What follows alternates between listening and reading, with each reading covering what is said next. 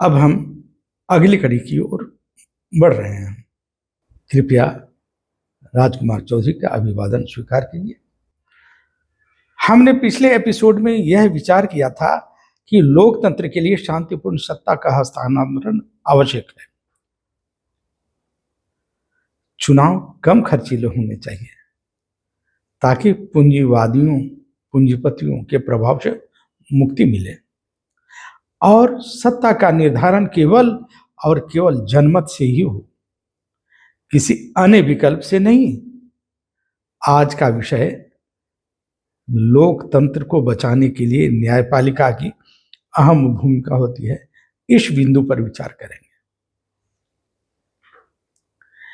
ऐसी न्यायपालिका जिसमें न्यायाधीश न्यायिक चरित्र के कठोरता से पालन करे, ऐसी न्यायपालिका होनी चाहिए।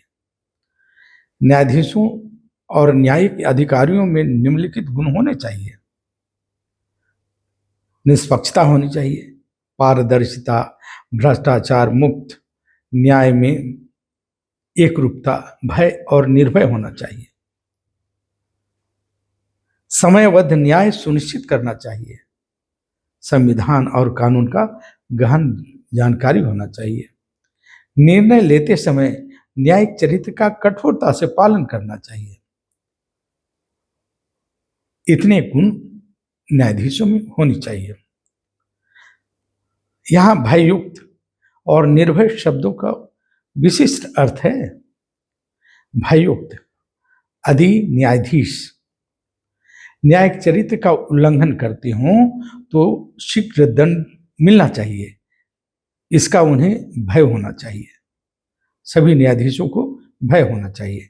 निर्भय इस बात के लिए कि यदि न्यायाधीश न्यायिक चरित्र का पालन करते हैं, यदि न्यायाधीश न्यायिक चरित्र का पालन करते हैं तो उन्हें किसी भी सत्ता या बाहरी दबाव से डरने की कोई आवश्यकता नहीं होनी चाहिए।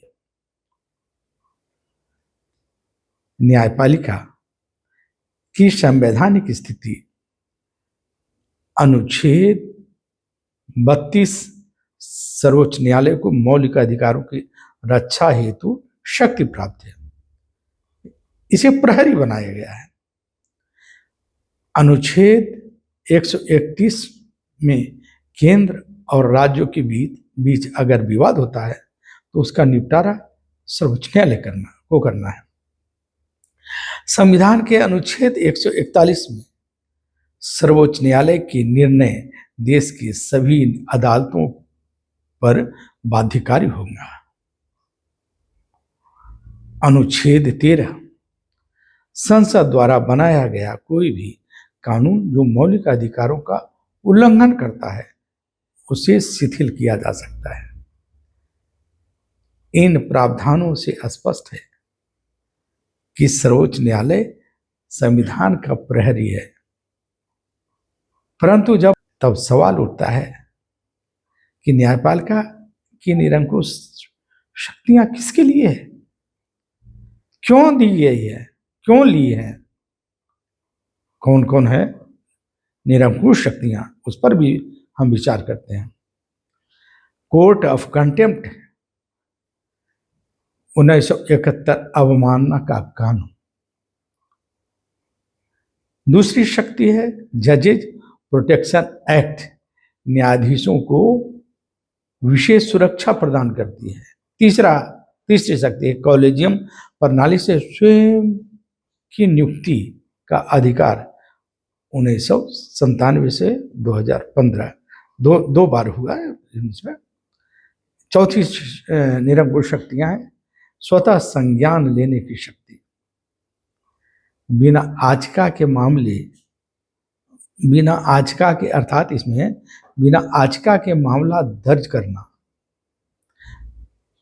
इन शक्तियों के बावजूद यदि न्यायपालिका जवाबदेही से बचती है तो जनता सवाल क्यों नहीं पूछे, जनता सवाल क्यों नहीं करे। न्यायपालिका को पूर्ण स्वतंत्रता है। अनुच्छेद 50 में न्यायपालिका को कार्यपालिका से स्वतंत्र रखने की बात कही गई है। अनुच्छेद 50 में न्यायपालिका को कार्यपालिका से स्वतंत्र रखने की ये बात करता है, परंतु पूर्ण स्वतंत्रता भ्रष्टाचार को जन्म देती है। इसलिए न्यायपालिका को एक नियंत्रणकारी संस्था के अधीन रहना चाहिए जो स्वतंत्र हो पर जवाबदेह भी। ऐसी ऐतिहासिक उदाहरण देखें। 1975 में इंदिरा गांधी पर न्यायिक फैसला इलाहाबाद हाई कोर्ट को लिया था। मामूली चुनावी उल्लंघन पर सख्त सजा दिया गया था, जबकि आज गंभीर आरोपों को न्यायपालिका नजरअंदाज कर रही है। क्या इंदिरा गांधी के विरुद्ध फैसला सही था या आज के फैसले सही हैं? यह विचार खुद न्यायपालिका करे, न्यायाधीश खुद करें। वर्तमान संदर्भ में गंभीर मुद्दे हैं।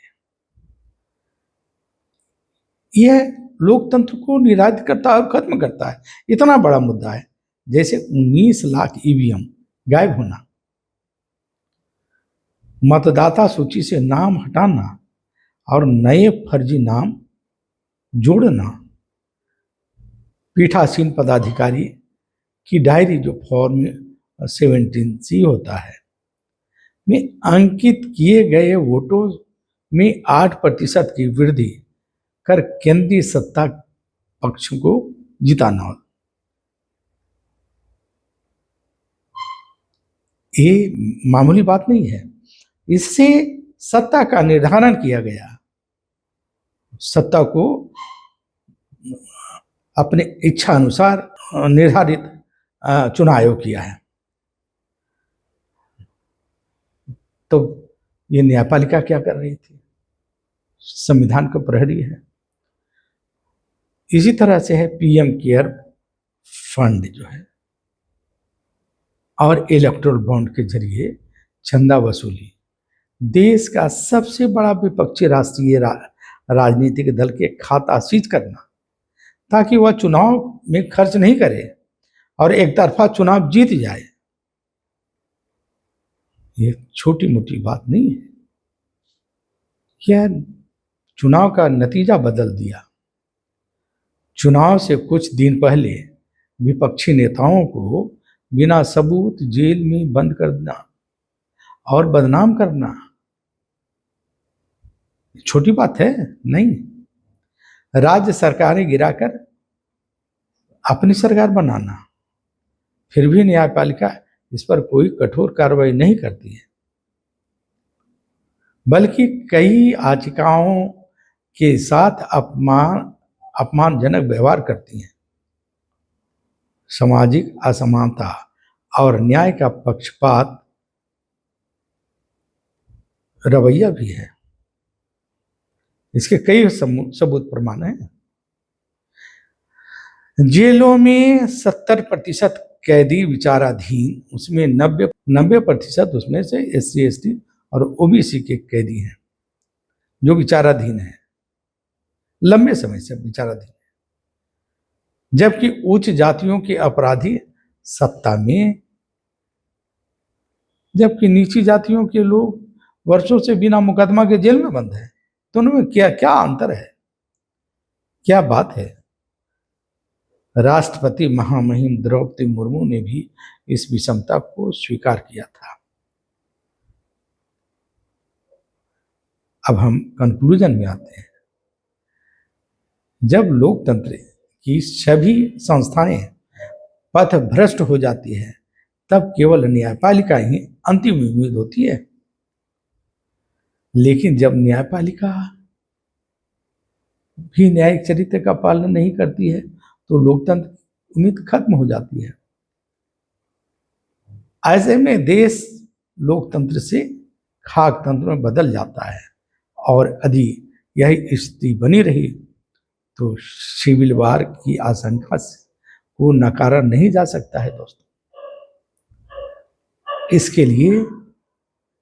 इसके लिए सबसे बड़ा जवाबदेही न्यायपालिका को लेनी चाहिए कि ऐसी स्थिति लाने में उनकी भूमिका रही है कि नहीं, वो विचार करें। और इस कड़ी में इतना ही, अगली कड़ी में फिर मिलेंगे। Subscribe for more content.